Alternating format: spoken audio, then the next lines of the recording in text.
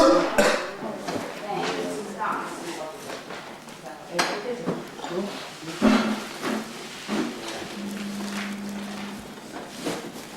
me. Temple. No.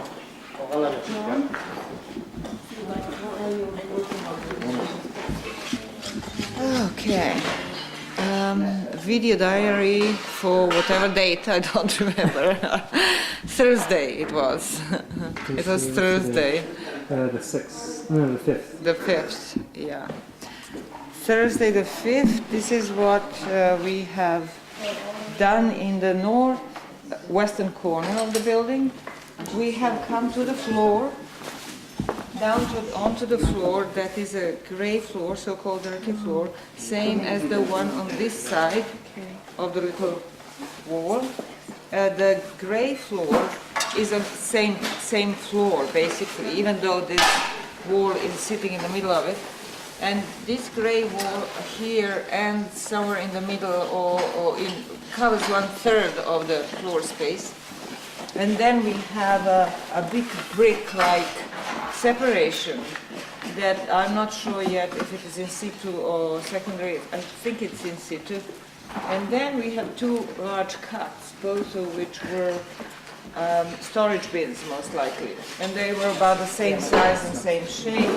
One was running like that into this west wall, and the other one was running from the middle, from sharing the same partition wall and into this little wall on the east side.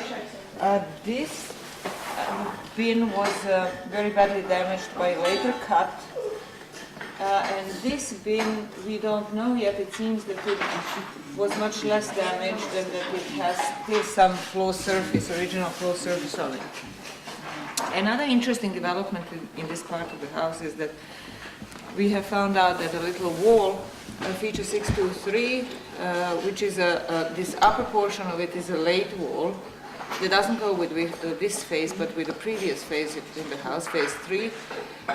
We are now on phase 2, and but below that there is a block of floor-like material, which is actually like a stepping stone on like a step between the two spaces. It's quite possible that there was a partition here, more serious partition between this northern part and the central part of the western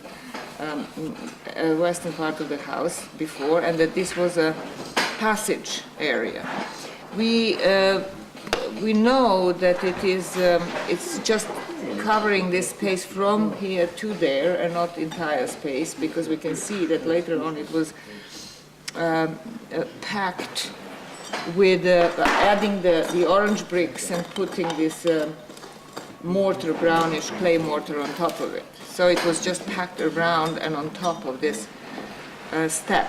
And also the deposits in this clay that the step is made of seems to be very similar as the deposits of the other step that is next to the screen wall that is between the central space and the former 158 space that I have talked about already. Deposits are all the particles in the clay, which are not just the clay particles, but also the remains of other building materials that were reused, are all horizontally laid and in such a manner that it shows that it was a floor-like surface. So what the next thing that was done is the floor, the white plaster floor from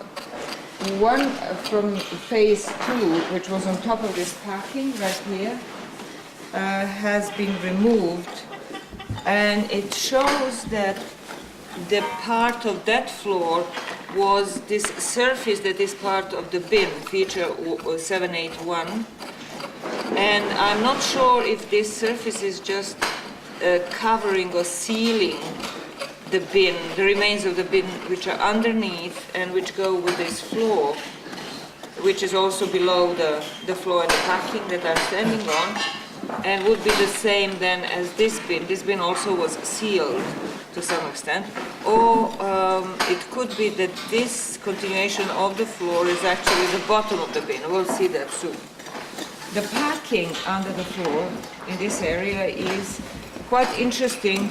It's very heavily burned, but not in situ, and it has a lot of charcoal ash, organic remains, and then inorganic remains such as big lumps or small size lumps of white clay that was used for plastering. This kind of packing we have had already on the other side of this space, just here next to the little wall 623 and next to this feature, but in the packing that was for the third phase of the house, just below the big oven, feature 646 that we had here. So they occur in two different phases, but there is quite a lot of similarity in using the white clay. And it seems as though this white clay is the remains of unused clay material for plastering, because it seems that these are big chunks of silt or calcium carbonate that was in the clay, which was unsuitable for plaster, and therefore it was disregarded, separated and then reused later on for packing. Another interesting development, John, if you just can please stand up, we can show some things here, is that here is something, a roundish possible feature which looks very similar to the roundish cut feature here in further to the south. And also we had above here in the third phase, in this area of the floor, we had a nice shallow cut that was nicely sealed with plaster. And it was originally made cut in the floor. It wasn't. It didn't seem to be a later cut. It was originally made to be a cut, but then later on it was emptied and sealed. And that could have been as well some kind of a cache that was emptied before being sealed. Now we have these two, as I said, and then we come to, these are the remains of the floor that runs underneath the packing and belongs also to what we believe is phase 2 in the house, but it's one of the sub-phases of phase 2. However, we'll check whether that is so or whether we are coming on to a completely new phase. Now in the very corner of the building, southwest corner, we have another, remains of another oven, which seems to be a good size, good-sized oven, was attached to the west wall, and resembles a lot another feature that we had up here in the phase 4, exactly the same, which was feature 642. And that feature also was abutting the west wall. And this oven seems to have had also a superstructure, or at least a decent rim around it. It's lying immediately on the packing. There is no floor around it. The floor that went with the oven, it seems, has been completely damaged or destroyed before the renovation and the floor of the new phase was put in. This could be, it's not entirely clear yet, but this could be maybe the remains, the last remains of that floor that existed in this area. At least that is what it looks to be right now.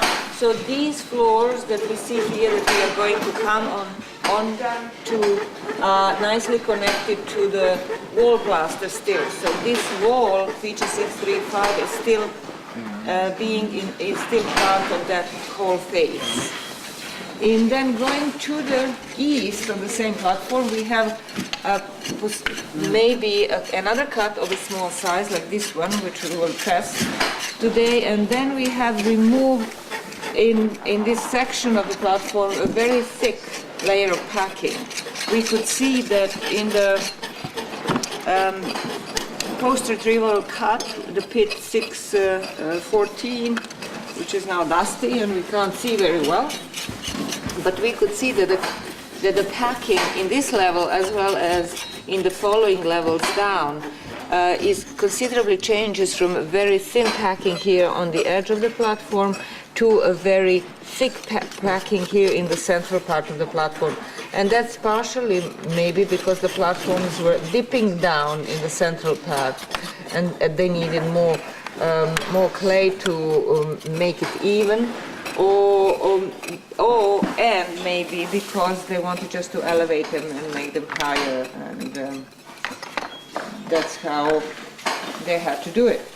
Now, if we move towards the kitchen area, we can see that we have been going down, taking down the floors that are surrounding the big oven, which is feature 679 that Pedro is sitting on, and where he's working right now, it's basically all the floors that run from on top of the platform 169 and then down in feature 775 and then up the west edge of that oven.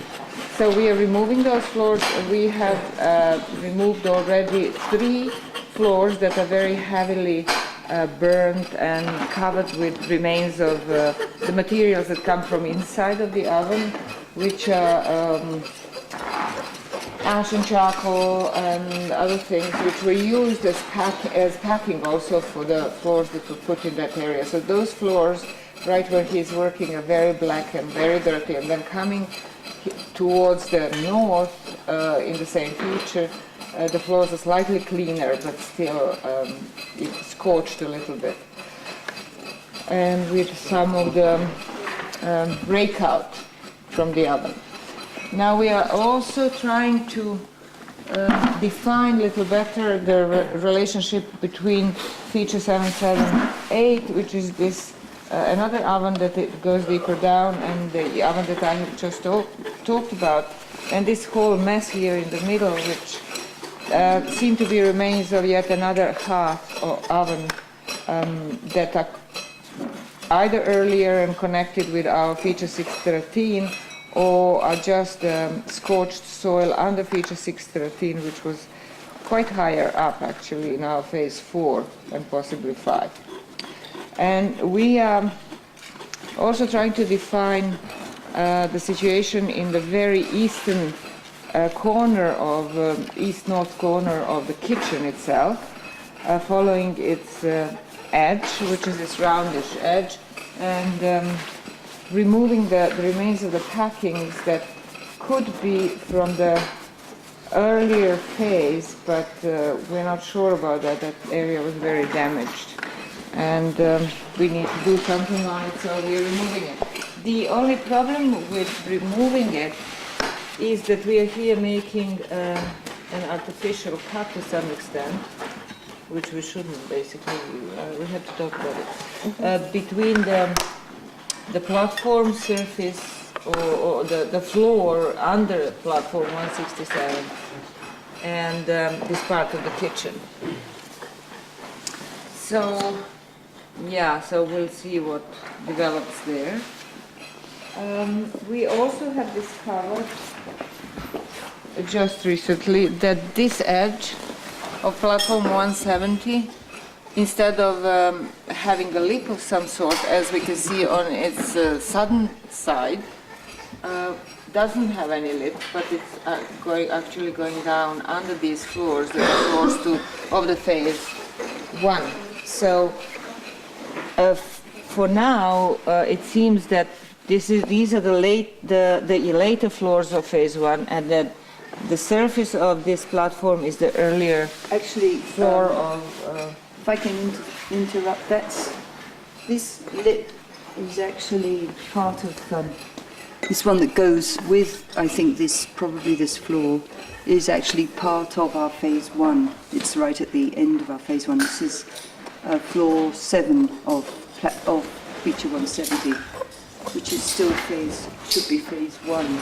That's what I said, that this is the later phase 1, and what goes underneath is earlier phase 1. Yeah. Okay, then what was happening here is that the packing has been removed, packing under the floor number 7, I suppose. Yes. And so we are arriving on top of the floor 8.